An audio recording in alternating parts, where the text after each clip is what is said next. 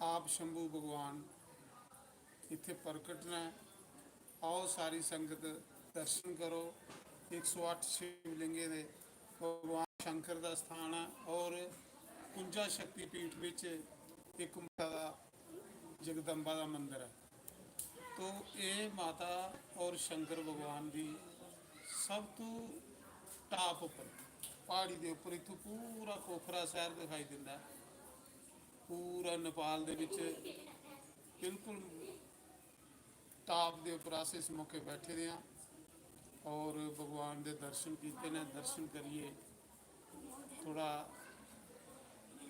चढ़ाई चढ़ने पे थोड़ा थकावट हुई थकी है। हूँ थोड़ा बैठे दे हाँ कन्ने भगवान के दर्शन करा दे कन्ने पूरे शहर के शिवलिंग के दर्शन करा। उच्ची मूर्ति है बड़ी उच्ची मूर्ति है इतनी हूँ शहर के सिटी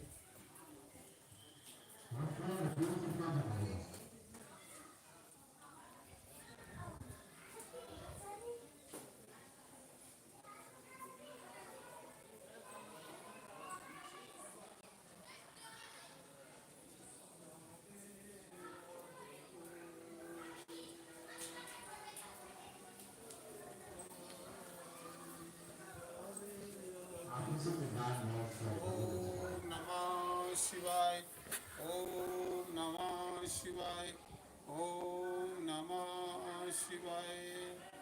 इस नेपाल दे विच बहुत के साढ़े सनातन धर्म के हिंदू मंदिर ने।